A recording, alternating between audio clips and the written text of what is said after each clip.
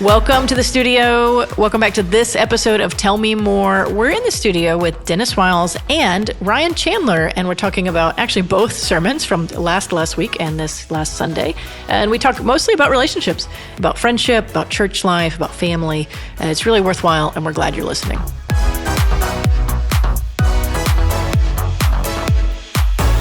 Welcome to the studio. We're back in the studio with Dennis R. Wiles. Wow. We had you last week. We did. And in this recurring seat right here, we had Chris Backer last week. Thanks, Chris. That was a great podcast. Good feedback on that. But we've got, if you're watching, you know. If you're listening, you can't wait. It's Ryan Chandler. Whoa. Hello. Glad to be back on the podcast. Yes, Ryan preached for us last Sunday, and we were going to have him in the studio last week, but then Chris Backer was passing through, and we thought, man, let's capitalize on that. Ryan, can you come next week? Yes. It hurt my feelings. Yeah. Have you recovered? Yeah, I'm okay now. That's good. And Luke, went to the center. I'm okay. Okay, good. Yeah, one trip to the second floor, and you're back in business. That's right. I'm all right. This is sponsored by the Center. Yeah, Integrated Counseling. Center. No, we do love the Center, and we're grateful for them. But Luke, our colleague, along with Tanner, our colleague, they're in Montreal on a trip with our church, serving the French-speaking Canadian Baptist Union. There you have it. Or something like that. Mm-hmm. Yeah. It's hard up there, too. Ryan's been to Montreal. Yeah, I went last year on the scouting trip. Yeah, if you were going to give us a sense of like what they're dealing with, what could we be praying for that team? You know, what's your sense of that? Yeah, very hard politically up there. Mm-hmm. The government is taking a lot of rights away from the church. And Ashley was even telling me about one today, a vote in the government there that if it goes through, it's going to affect 80 to 90% of the churches, like not being able to meet some crazy stuff. So they're really promoting secularism. Yeah. So a lot of the work that this Baptist organization up there does is with the government, trying to lobby and represent just kind of Christians in Quebec and Canada. Just their right to exist. Exactly. It's fascinating. It's very different than what's going on in the U.S. right now. Yeah, that's exactly right. So even just the exposure is very helpful. Yeah. Very interesting. It's awesome, too, that we're partnering with them in that sort of journey, not only learning from them, but being able to give support and encouragement. And I think it's going to turn into a really good thing. Yeah, I think, in our little world, I have learned in the past year this term polycentric mission. We talk about it a lot, which I think those who have coined the term would say something like we used to do the West to the rest, and now we're doing everywhere to everyone, which is a healthier, at least, maybe it always would have been healthier, definitely healthier right now. But when I've talked to our missional partners that are not American, maybe not even Western in what we think of, like Cubans, and then our French-speaking friends, which would be Western. But anyway, what our Cuban friends have said, they say something like, you have the resources, but we have the revival. Yeah. And you go to the French-speaking Canada where there's, if you round down, no Christians, I mean, per capita, you learn what it is and how they exist in such a dry climate, and we can learn from them. Just the nuggets of gospel witness, but what we can bring is often resource, and sometimes that looks like money. I mean, it does to help them sustain something. Like our work in Sierra Leone, sometimes we get to offer some financial resources so they can eat and have buildings and motorcycles and whatever. But sometimes it's our Bible knowledge. Like we're going to Ashley and friends. Ashley et al. She's brought people that have doctorates and can teach in the seminaries. And I mean, there's still something, because the pendulum can swing the other way, and then I'll stop talking about this. But where we think as Western church, we actually have nothing to give. Yeah. And we've just really pushed our own agenda for so long that we should really just sit still with our hands, sit on our hands. And really, I think where the pendulum can actually be the most appropriate is where we bring what we can, but we also have a humble posture of receiving from those that are in the trenches and have the revival and have the movements of the Holy Spirit, and we can learn from them and be transformed. And then that can impact our life here. And it's just this beautiful reciprocal might be a more accessible word for me, but polycentric seems to be accurate. Yeah. I just don't know if it's ever going to roll off the tongue for me. Yeah. I'm working on it. But anyway, that's my bit for that. So why is Luke picking our people? So they can experience all that. They can transform them. We can be a part of blessing others. And what we've learned through Ascent and some other connections, the largest unchurched population in North America would be French-speaking North Americans. and they're from all different places in the world. But they are the least churched people group in North America. And so we're working directly with an unchurched people. They're not, you wouldn't say they're unreached in the sense that they don't have access to the gospel per se because they're in North America, but they are unchurched. So it's pretty fascinating, actually. So that's interesting. Yeah, glad And our it's really team is there. good. I mean, it's not just exposure, but it is good exposure. I mean, we're not going there on an exposure tour. They're actually serving a conference and doing some really tangible work. Right. But just the exposure is super helpful. It's good for our Christians to see other Christians who don't have half of the things we have, and they are just gritting it out and excited to share the gospel with people. I think that revival idea is infectious for us. It really is good. And even going to, like, you've gone to Sierra Leone many, many times. Totally different culture. Absolutely. What we can bring, if we do it right, is resource. That's right. But man, what we gain from what I hear from every person who's ever gone, it's pretty incredible, is revival, actually, yeah. and just observing just the work of God among His people. So it's amazing. Well, if you were watching the podcast, you would wonder why Ryan is not wearing a matching polo like we are. Nice. Ours are matching.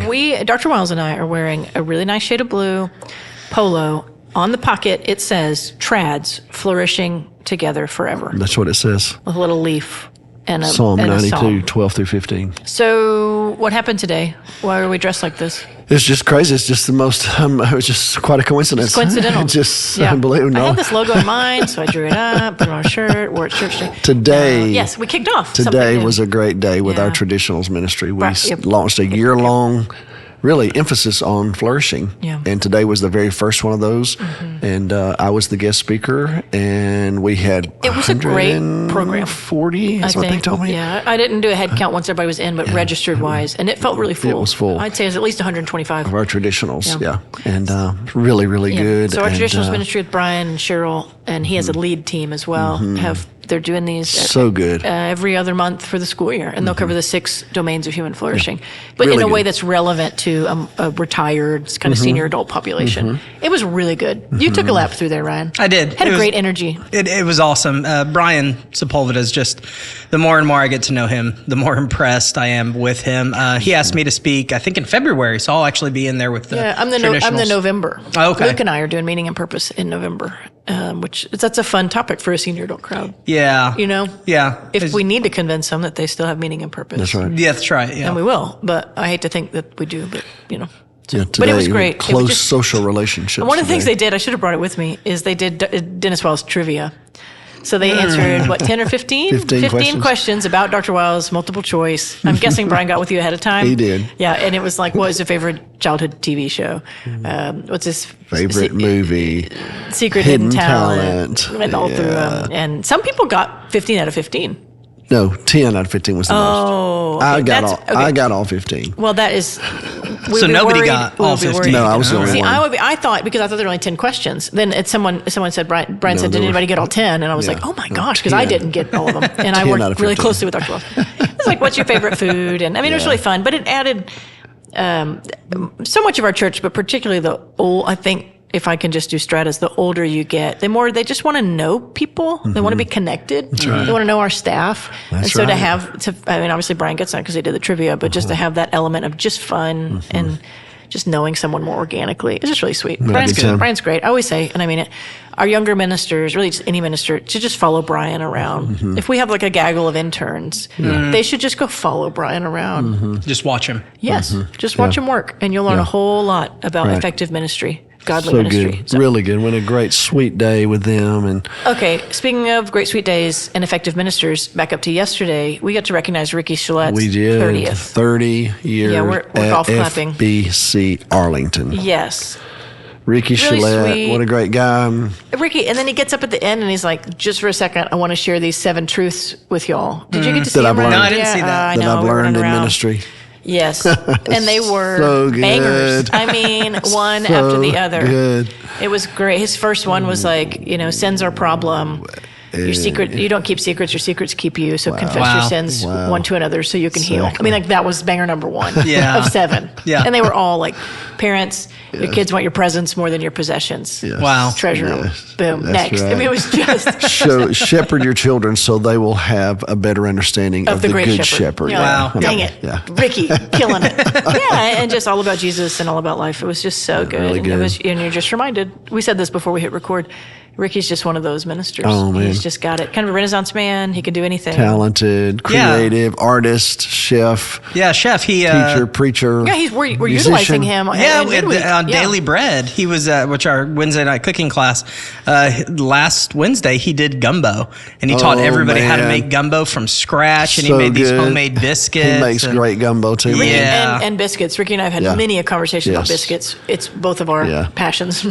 It's a good biscuit. I love a good biscuit. The Babes biscuit is still my very favorite. Yeah. Just if anybody's stopping by Well- after Babes, just order some extra biscuits, drop them on my port. Don't worry about it. Well, Ricky doesn't live too far from us, and we've learned through the years when If he Ricky calls- texts you and says, "Are you home?" we always go, "Yes," even you if we're get home as not. quick as you Just can. leave it on the porch. Whatever it is, we'll take it. Well, the gumbo I was so thankful for. I was in the fellowship hall just visiting with some friends, and while they were cooking over in the corner, and then Daniel, our friend, was like, "Katie, do you want gumbo?" And I was like, "I can't eat gumbo." Every good gumbo has because I'm allergic to shellfish. I was about to say. Every good gumbo has a crab leg sticking out the that's side right. and a Yes, bunch of so all good. types of shellfish. So good. And then Daniel says, "Oh no, he made chicken and sausage, knowing that some people might be allergic to shellfish." And I was like, Ricky was already my favorite. And then I was like, yeah, I haven't eaten. All I ate was like half of one of the kids' cold chicken strips. By the time I got them into childcare, I was going to eat when I got home. And instead, I had a warm bowl of Ricky gumbo with one fresh baked biscuit right next to it. And I was like, this is the freaking best. Ricky Gumbo sounds like a great Cajun nickname for somebody. Here comes Ricky Gumbo. Well, that would be him. That's him. Because he is one. Yeah, anyway. And he's so good. Of all the I'll say it on here, and I don't mean it politically at all, but of all the things you could say about Donald Trump, he just sometimes comes out with really good nicknames for people, like there you Meatball go. Ron. Meatball Ron. And I think Ricky Gumbo could be in his arsenal Yeah, of just like kind of petty mean things. Well, if it isn't Ricky Gumbo.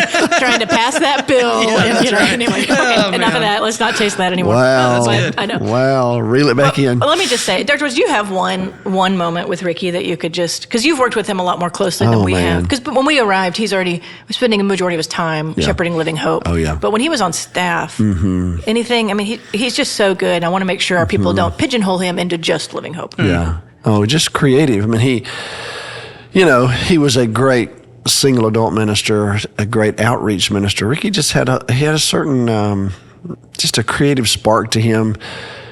And he's constantly looking at what other churches were doing and methods that were working. And so, he would start these neighborhood groups for outreach that we did sometimes. He would do church-wide campaigns that the church would buy into. They were always very creative. Before I came, right as I was coming, the church had been without a pastor for 2 years. And so Ricky decided, okay, this is the oldest church in town. There were a lot of people interested in who was going to come be the new pastor at First Baptist Arlington. And so he launched this campaign, asked me about my new pastor. He had T-shirts made. He had yard signs made. That's cool. And so for that first month, they were everywhere. And so Cindy and I were brand new to the capitalizing on this moment. And so Yeah, we're out that's good. walking in the neighborhood or driving our kids to school. And one of the ways we were able to learn where our church members lived was because we saw those signs everywhere. He asked me about my new pastor. And but Ricky used to help us with, he was kind of our original graphics design person. So anything we did, we would take it to Ricky. And back in those days, we were doing worship bulletins.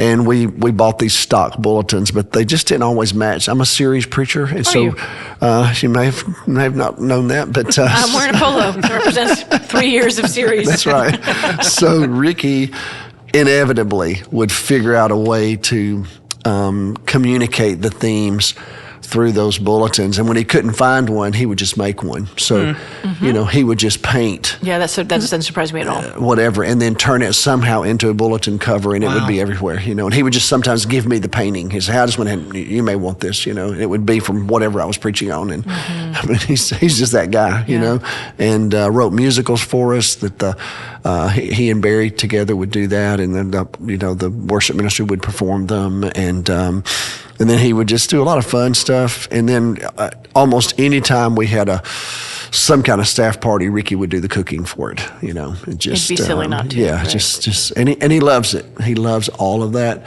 And that's why I said Sunday morning, his name is Ricky Paul Anthony Shillette. He had to have 3 names because there's just so much talent in one person. It is. And and his wife Merlinda, first time I met Merlinda, they were already here when I got here, obviously. And she said this to me. She said, "My name is Merlinda with an R."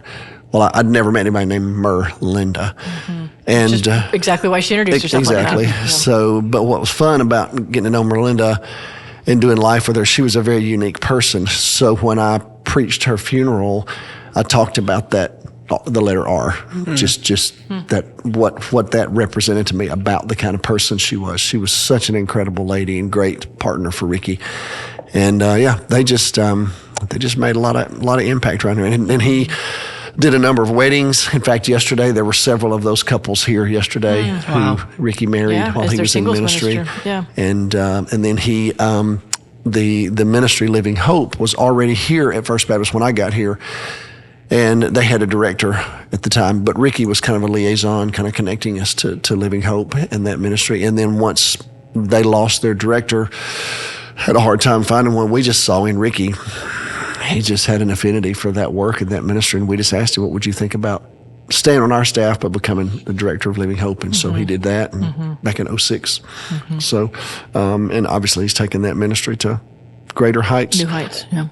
It's just who he is, and he's a great guy, and we love him. But I told him Sunday, 30 years is quite an accomplishment, And but he was on staff with Barry Rock at First Baptist Pineville. That's how we found him. Yeah.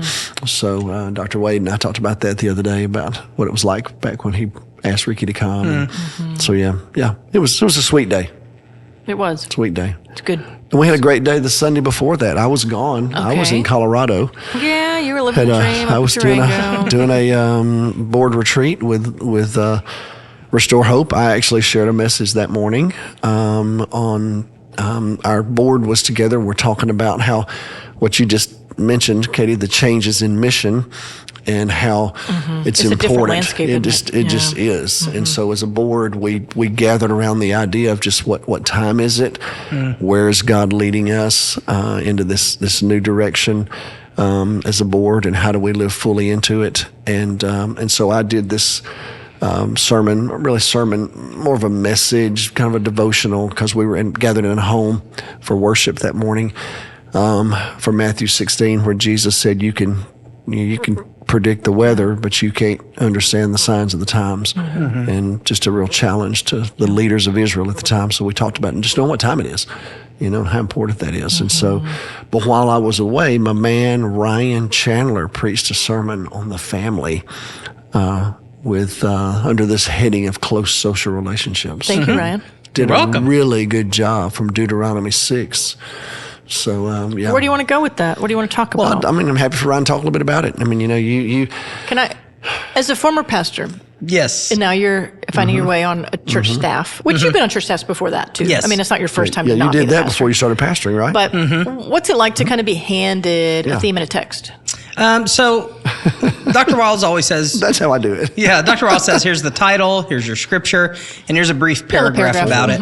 So what I try to do is really read through that paragraph and try to go, what does Dr. Wiles actually want me to talk about from this text? And knowing that it's part of an ongoing That's correct. Series, And so I was really stuck on... this is about family. A lot of it is. That says impress it on your children. That's right. So I was really concerned writing it that it was only going to hit a very small demographic in our church. Not a very small, but a smaller demographic. What about people who are empty nesters? What about people who've never had kids or never been married before, but are singles or college or youth. There's such a big room. The full complexion of the church. Yeah. So I was scratching my head going, how am I going to preach a sermon on family to this wide audience? And I read back through Dr. Wiles' paragraph, and I noticed something. Dr. Wiles didn't say anything about family in the paragraph. Dr. Wiles said something about home. Home. And so I started thinking about that, and I thought of the Hebrew word for home, which really means household, which included tons of people. It was your servants, it was your cousins, it was your nephew. Like Abraham has Lot living with, that's part of his household for a while. So it really is a broad category.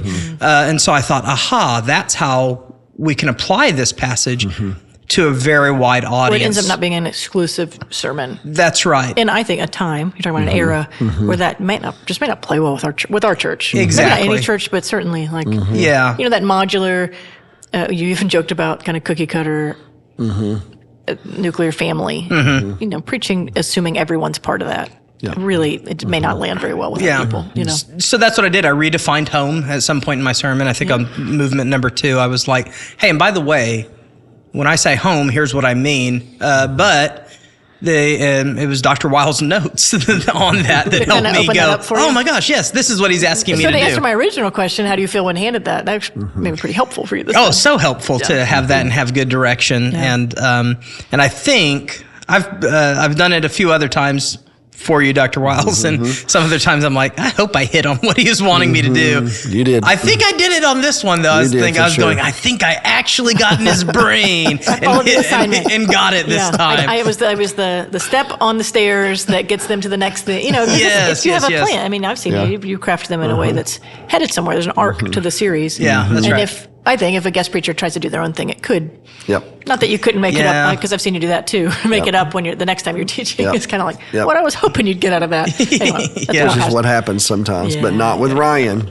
No, and you did great, Ryan. I even have the plan right here in front of me. And I don't want to. If I'm hitting on anything too personal, you'd redirect it quickly. No, that's okay. But home is where it all begins. Home is where it all begins. I think we all have real lives and real homes, and then you're trying to teach in general. Actually, a lot of topics. You're trying to teach God's ideal, while also acknowledging that we aren't the ideal people. That's right. That's only Jesus. And just that for both of y'all, like, what's that tension like for y'all sometimes? Yeah. How do you navigate that tension? Yeah, I do think you aim at the ideal. You aim, the thing is, regardless of the reality of your own life, you preach the truth of the text, and you present, I believe, to the people of God what God's expectations are. But you have to be honest enough to know that you don't quite always measure up to what that is. We all struggle with that. That's just how it is on any topic. I think sometimes it strikes a little closer to home when it's home, because typically your family's there with you in that church service, and they know you, and so they'll keep you honest, right? Oh yeah, sure. But still, I think you can do that. I think Ryan did a good job of that. About learning and loving and the kinds of things you hope are going on in your home. No home. You said it. There's no perfect family. There's no such thing as that. We're all living very real lives, and we all carry a certain level of brokenness. We just do. But there's just a core truth in there, though, that this is what we want, though. We want it to be like this, and we paint it from that perspective. And, I think as long as it's authentic, I think everybody's okay with that. I don't think they expect us to have perfect families. Yeah. None of us do, So that's the way I try to do it. Every time I'm writing one of these sermons, I always think, where do I struggle with this? And I try to preach from a place of saying, I have not perfected this. This is how I'm a real person, so this is how it's impacted me. Here's how I struggle with this. Here's how I think it can help me. And I think that if some of you are like me, which I'm almost willing to bet that you are in some ways, this is going to help you too. So I try to do that in all of my sermons. This one particularly, like, we all want a perfect home. We don't have a perfect home. How can we make some good progress? Start where you are and get there. So I want to join the congregation in this journey. This is why I like even the image of a pastor coming from the congregation to preach instead of sitting in the chair up there. It's something Joel Gregory taught us, like come from the congregation. And it is this symbol of, I'm one of you. I'm maybe up here speaking, but I'm part of this body. I struggle with these things too. And so that's how I've always tried to do it. I'm grateful too. And if you have more to say, Pastor, please don't let me cut you off. No, go ahead. But we seem to exist in an environment that actually lets us be less than perfect. I think we have a legacy of pastors, multiple, that have helped our church have realistic expectations and lots of grace when it comes to their staff. Right. And I can tell you, I'm really, really thankful for that because I'm a little quirky, and say more. Yeah, so like unbutton that. I mean, let's get to know you a little more. As he's saying that, if you're listening, you have probably the most pronounced mohawk. At least yesterday when I saw it, the most pronounced mohawk that I've seen. Yeah, this is an accident. Actually, I forgot to put the guard back on, and just took the guard off and dumped the hair out, and then just went. Oh no! So it is more pronounced, but. When I was senior pastoring and growing up, like learning more, and you really did feel like there is a mold and you've got to fit this mold. And if you don't, church isn't going to respect you. They're not going to like you, and they'll never listen to anything you say. And that kind of is part of the crumbling that I experienced in my life. Being here has been a breath of fresh air. Being able to authentically live in my skin while at the same time serving and ministering and growing as a Christian has been, for me, a gift. And so I tell everybody who I ever talked to First Baptist Church of Arlington about, which is lots of people, you'll never have another. You may walk in there and think, oh, this isn't the place for me. Or you may see First Baptist Church and go, oh, they're one of these churches.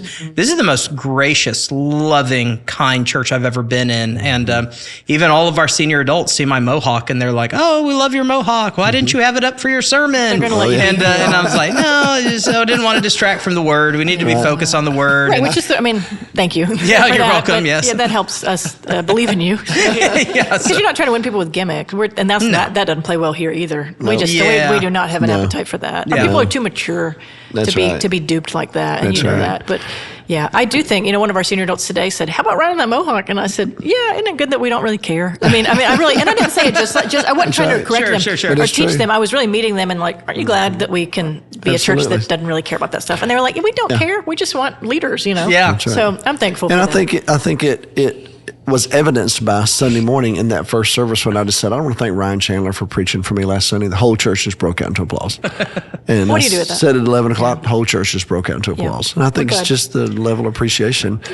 This church, I think our church appreciates authenticity. I think any church does, but this one for sure does. I think this church has and I've lost perspective because I've been here 10 years, but my sense is that we have maybe one of the lowest tolerances for when people aren't being authentic. Yeah, I would agree with that. They'll deal with a lot of other kind of mishaps, but when people feel like you're not being straight with them, whether that's a committee meeting or all the way preaching on, they're just they're too sharp and there's too much of a familial, and they're like, I don't know, you're not gonna if you're not telling me the truth, and I don't think I really know you, then we're gonna spit you out. And I've seen it both ways. You luckily, I think they see the genuine nature of what you're trying to do. Yeah. Well, authentic, if anything. That's like almost too authentic some days. Yeah. But I would say that another thing too the church appreciates is the seriousness of the preaching moment and just the sacredness of it. And I would say that both of you take that seriously, and the church knows that, and they respect both of y'all in that regard. I do take it very seriously. I do. I take it seriously. Particularly that Sunday morning. I think partly, boss, because you've cultivated,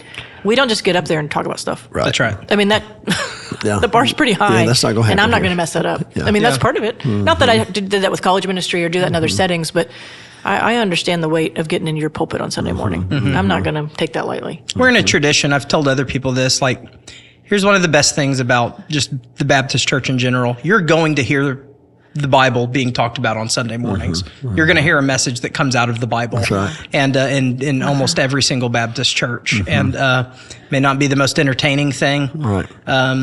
But you're going to hear something out of the right. Bible. So I'm proud to be a part of a tradition that's said we take this seriously. We want to teach it seriously. And we want people to understand it and apply it to their lives seriously. Yeah. Good. And I think you captured that with this conversation that we're in about flourishing. You know, the home really is where it all begins. That's where those crucial relationships are forged. That's where people are learning how to relate to other human beings. And so I think you captured that. And I think that's why in Deuteronomy, God was just saying, this is a very valuable thing, this home. Take it seriously and make sure that you communicate the spiritual truths in your household, whatever your household setting is, and impress them. If you have small children, well, impress them on your children, you know, and I think you captured the essence of it really well. Well, thank you. Yeah. You know, super important. We generally become our parents, like who our parents are. Those are more or less, we don't know how to be a husband or a wife those are the or models, our right? friends. Like that's what we have. And so you don't learn it by watching The Simpsons, you know? I mean, you learn it by watching it actually happen. And sometimes you don't even realize it, That's right? right. Yeah. And that's my experience, both in my own life and then mentoring so many young adults in my, well, still do it, but in particular when I was college. You don't, you until you get some distance from it, you don't really even, or you hear yourself say something to your child and you think, there's Katy Reed. Yeah. I am Katy Reed, Yeah. which I'm grateful to have a good, good Katy Reed. That most of what I do that looks like my mom, I'm grateful for, but not every family has that, and That's not right. everything. Not But there's a everyone's lot of that happens. I mean, you know, those commercials. Oh, is it Progressive Insurance? I can't remember what the commercials are where the guy's saying, About- you don't have to act like your parents. Yeah. I'm trying to help yeah. you, you know. It is. But you know, the new one that I've seen lately is the guy at Starbucks, and you know they call the guy's name, Jan or whatever, and nobody responds, and then the guy just picks the coffee up. And it's Is his there a job now Jan? to- Is there a Jan? Maybe it's Jean. I'm not sure. And the guy goes, "You don't have to say that. You don't have to keep saying that. You know, you don't have to do that." Yeah. And, You but become- I can see my dad doing that Your though. dad. You Yeah. know, Yes. and unfortunately, I can see myself now doing it. I would go, "Oh my goodness, what am I doing?" Yeah. Yeah. But there's something that it's just woven into the home. It just is what it is, and you hope that what we're promoting is a very positive image of that. And so again, I thought you did a good job. And doing it in community, I'm just thinking about if you're listening and you're like, I don't want to repeat what my childhood was for my kids. Yeah. Yeah. Well, let's find a better way. Let's do it better. And that's the thing. We do it in community. Yeah. And And learn from each other. You can learn from each other. And that really helps, I think, show your blind spots. We can actually help each other Yeah. be better, you know? Which is why it's so important for us to have a church body that is open and accepting to a lot of authenticity and just letting people be who they are. Because if you don't have that culture, you do feel like you have to keep coming in and hiding your past. right. This should be a place where we're honest to say, yeah, I didn't have a good example growing up. I don't know how to do this. And I'm comfortable enough telling my friend in Bible study class or telling my partner in the small group, I don't know what I'm doing. Right. And I need some guidance and advice. I hope everybody feels that. Yeah. You know, one of the crazy things that's happened with us having triplets is that our home is always open. We have people in our home all the time helping us, which is the greatest gift that we could be given. And it's, other than our family, which is their rocks, but it's the church. It's First Baptist Arlington, like just churning through. And I mean, the other night I was trying to discipline Ben, I guess, Sam. He had done something at school, and I was trying to discipline him at home about it, and I couldn't quite figure it out because he's like, they're not even 3 yet, so what do you do? And I said something, and Donna McCown was at the house, and Donna just said, just drop it, Katy. Just let it. And she said, Sandra Adair taught me, and then she gave me this little nugget of wisdom about just when to, how to react in the moment and do these things. And I was like, okay. I mean, because I respect Donna and Sandra so much. So basically, Sandra mentored Donna in motherhood, as she did so many. And now Donna's in my house helping me be a mom when my mom lives, 150 miles away. And I could have called my mom later that night, but in the moment, I'm like, I don't know. Do I give him dessert because he was bad as a teacher, and do you not? And she just was like, just give him dessert. It's fine, And I've given her permission to speak into my life that way. It wasn't overstepping at all, but I did in that moment. Thank God for First Baptist Arlington, because there's this legacy of just transparency. I mean, I'm literally in the kitchen trying to, navigate kids yelling at me and being like, how am I supposed to just translate this? Like, we want to have good kids. And I just have these moms in my life that are like, I would do it this way. And Donna wouldn't have cared if I chose my own way. She knows that. But, and she just was able to say, oh, that's what Sandra taught me. And I'm sure somebody taught Sandra, you know what I mean? And there's this legacy of kind of mothers in the faith or whatever you want to call that. That's really, I love it. Really beautiful, I think. And one of those John Bible studies that we did, I think it's week 2. Well done, by the way. I know you don't like absolutely. that. But appreciate it. Thank you. Let's get out of the way. There's a phrase in there that I really liked where I'd written, the church isn't a perfect place, it's a practice place. And I like that idea, that we're practicing for a reality that will be totally made right. That's right. Like we're practicing It'll be the faith. restored at some point, yeah. Yeah, and so if we're practicing, Preach it. we're going to make mistakes. Go on. Like if we're practicing, we're making a wrong play, and we're going to have to pause, and a coach or a mentor or a teammate is going to have to walk over and Let's say, run it again. "Hey, Let's let's try this again. You're actually supposed to turn this way and not turn this way." So I like this idea that we practice this here. We'll get it right one day, not because of us, because Christ will come and make it the reality. Right. But for now, we get to do our very best. That's right. That's good. And then we, well, there's a whole other Sunday. Turn the page. Then we turn the page and talked about friends. Yeah. Sunday, so What a gift is friendship. I mean, where do you want to go with that? Well, Sunday I used David and Jonathan, and just let them kind of become a model for us to learn from those two men who crafted a life together as friends in the middle of some really hard times. Yeah. What were you going to say? You were going to say Oh, something. no, I was just going to say that whole... So Michael Glenn came up to me the week before and he goes, dude, how are we going to read all these chapters out of here? Because it's like 1 Samuel 18 to get the whole story. to 19 and 20. And he's like... And I was like, I'm sure Dr. Wiles will just take his main points. This is not going to read all 3 chapters. Perhaps we could have a drama as part of our Sunday morning. Oh, yeah, there you go. We'll act it out. Yeah. So, the story between David and Jonathan is... Yeah, it's a fascinating story. And the fact that, to me, when I look at Jonathan and his father is king, which in those days meant he's going to be king. He's the crown prince.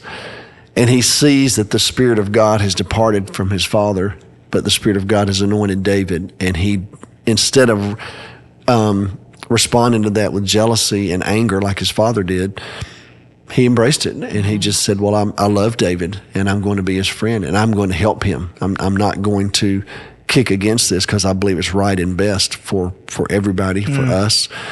And just that sacrificial nature that I think Jonathan displayed toward David, and David reciprocated. David knew Jonathan was in a hard position, and so he worked hard to not push Jonathan further than he probably should have. And so they somehow crafted this beautiful friendship, in the midst of tumultuous times. And so just wanted to encourage our church to think about making friends and how you live as a friend. And, it's because friendship is a gift. I mean, I think, and what's interesting is as I told the church Sunday morning, I reflected back over our entire life, Cindy and I, everywhere we've been in ministry, going all the way back to the days of just going to seminary. And then what our life has been like since then. Everywhere we've ever been, we've had a handful of core friends, pretty much everywhere. God has just provided people that we could confide in, that would listen to us, that would not judge us, that let us be ourselves, let us be just real people. It's a gift. It really is. It's a gift in the pastorate, isn't it, Ryan? Oh, totally. Hard to find when you're in ministry because... one of the churches I went to, there was a deacon who's my same age, and he was like, "Man, we're going to be best friends. Like you and me, we're going to." And in my mind, I'm going, "I don't like. We'll see.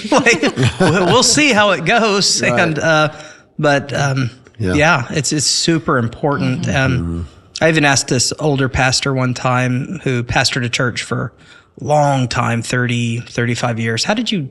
What was the key thing that helped you? And he goes, if I wanted to pastor here this long, I just knew I had to really be friends with these people and try to dig in. But it's hard. It's a hard balance for us, particularly. It really is. But, it's hard to trust sometimes, because a lot of times when you're in the role that we're in, the people that want to be your friends and may not be the ones you really want to be your friends, and it's kind of interesting how that works out. But the Lord has just been gracious to us. I would say blessed us with some good friends, people that we can relax with and confide in and share some of our struggles with, and yet still be a pastor to them. And you can be friends with people and have different levels of vulnerability. That's right. Like I can be a friend with somebody and not just completely open the floodgate, but be authentically friends. I think there's different types of friendship. Yeah. I think there's a book about it. I think there's several different types of friendship. And but that deep companionship, kind of Jonathan and David. Yeah. That's for just, Kurt Johnson, who I mentioned him in the sermon, works at Saddleback, and he talks about that. Just how, you can have these core friends, but you've got close friends, casual friends. We all have that helped me in ministry. Because I think there's a book called Vital Friendship that helped me with that. Yeah. Because it talks about different types of friendship. And that helped me as a college minister. Because some of my leaders, I would count them as friends, but there's a certain huge chasm between the way I buddied around with my real friends, my peer friends, that's right, my best friends, and the way that I would relate to them. Of course. And so that helped me, because I think early in ministry I would say I'm not your friend, I'm your mentor or whatever. It's like, well, that's not quite true. Maybe I'm kind of your mentor friend. There's a little bit more casual nature to that, but I think you're right. One thing that I'll point out, just since Ryan's in here, my husband counts you as a friend, and I am very grateful for that. I love Ryan Hodges. He loves you. He really does. He's so kind and funny and humble. I've told Katie before, I don't know how you could ever be mad at Ryan Hodges. He's the best. And I have told you back, watch me. Watch me. Yeah. He's awesome. He's a great guy. But he friend. lived here in Arlington for, he's been here 9 years. I would say 5 or 6 of those. He has many, many friends all over the United States now after seminary. They just exploded. But he didn't have friends here. And that was one thing that we just prayed about and longed for. And so over the past few years, though, there's been just a trickle of new faces or friendships. Like he and Kyle Judkins have developed one, and that's Kyle's life looked different when he started working here and not commuting to Frisco. But it's been a real gift as a spouse. I think y'all can relate to that, to see my spouse have true friendship and how life-giving that's been to him. So while you're in here, thanks. Yeah, no problem. Always glad to be Ryan's take friend. one for the team, and hang out with my husband. I am his friend as well, but y'all know that it's different. Your spouse, you can almost take that for granted, the friendship of your spouse. Right. But for them to have outside just pals is just such a gift, such a gift.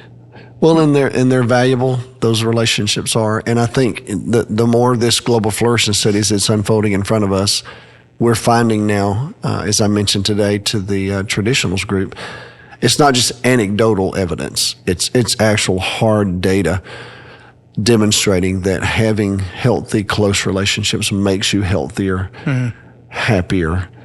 You are you have less tendencies toward things like depression or true anxiety. And the numbers you were quoting were incredible. It is. And even less of a risk of dying prematurely. If you have friendship. If you have close, healthy friendships.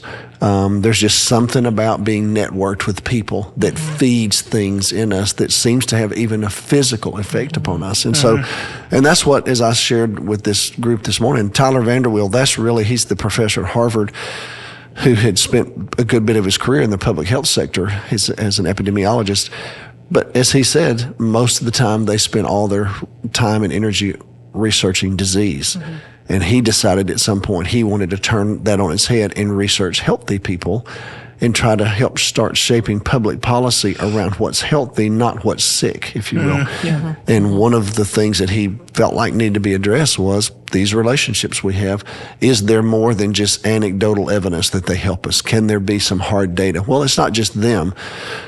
Numerous other entities are doing similar research on friendships and relationships, and everywhere I've looked, every research I've done just basically says you can be a healthier person if you have healthy core relationships, if you live in a web of them. Because friends help you do things. They help you get better. They help you address things in your life. They help you cope with the challenges that you face. They help you stay connected to one another. They even feed into your life purpose. There's so many things that relationships really help us with if they're healthy relationships. And so I just... I love that. It just feels validating as a minister. Just feel that validating. Yeah, absolutely. We think that's valuable. And it feels... like we're not crazy. Just trying to say, like, man, if you could just live life together. Yeah. In Christ, under Christ, if you could just live life together. Yeah. But well, it's funny, Sunday morning, when I got to the end of my sermon, I just said, I love Buzz Lightyear and Woody, and I said, I just love that song that they sing. And in the second service, I just said, how's it going? It's funny, after church, so many of the youth and kids came up to me right? and just said, they were singing, you got a friend in me. They were all singing it to me. My granddaughter's one of them. Poppy, could you hear me singing, you got a friend in me? I love it. It's so good. And because I love that song, and I want to be able to say that, you got a friend in me. Yeah, I hope I'm a friend. That's right. That would be one of my aspirational goals. Yeah, that I could be a friend. That's Ralph Waldo Emerson's famous quote, if you want to have a friend, be one. And there's just something about that. That was a college ministry mantra of mine. You want friendships? Then learn how to show up for other people. You've got and it turns out you'll be able to build it. Yeah. Because so many people would walk in and they just wonder why they don't have friends. It's like, well, are you asking anybody to run a Target with you? Or just the small things that build into real friendships. Hey, I'm going to Brahms. Can I bring you back some ice cream? Like these aren't, you're not having to show up to the hospital on day one, but you can build a friendship. Yeah. And they can rely on you. And those relationships lead to so many other things in your life that continue to create opportunities for purpose and meaning. And Christianity is that unto each other kind of faith. Well, Todd Steele is famous for saying the kingdom of God advances through and on relational rails. I believe that. And so that's why it's so important. So praise God for family and friends. Yeah. We could go a lot of places. Any final words from you, Ryan, on that? No, I was just, I was thinking about y'all saying that, to be a friend, it's almost like dancing with somebody. You got to focus on what you're doing. And as soon as you start focusing on this partner and their movements and them doing something wrong, or they're not doing what they're supposed to do, you're probably going to start stepping on each other's toes. As I've ministered to a lot of our young adults, they come in with a lot of expectation, high expectation for what this other person is supposed to be. And a lot of the time they're failing to think about, what am I supposed to be? How do I just be a friend and give to somebody? Whether I get anything out of it or not, whether I get back what I'm putting into it or not, just focus on yourself. That feels like Jesus. When you say that feels Jesus-y to me. And eventually you'll find somebody who also does it with you, and you can take it deeper with that person. Yeah. But anyway. I thank God for my friendships in my life. I think we could have a whole episode on female friendship. It's a real joy to have female friendship. I'm sorry that y'all don't get to experience it. But I have, as someone who got married at 33, I think too, I've just lived a lot of life with great friendship. And it's, and you can too. Amen.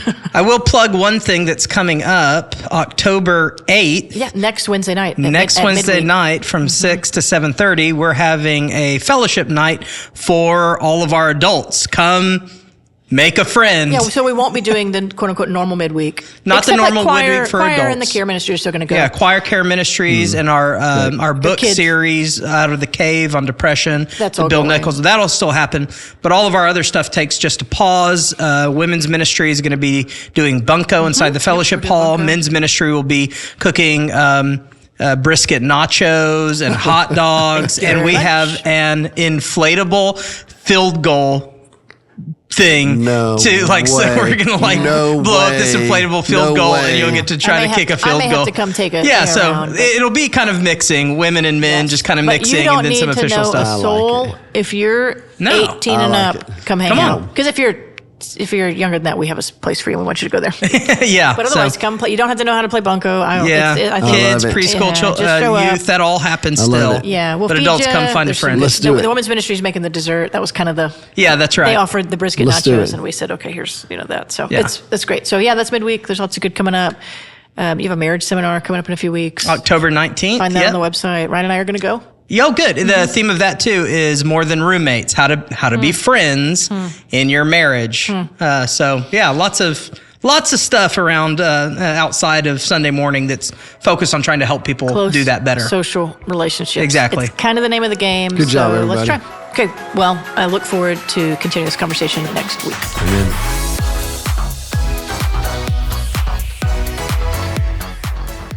Thanks for listening to the Tell Me More podcast today. You can subscribe to this podcast on your app of choice, or you can visit us at fbca.org to find out more information about the podcast and our church.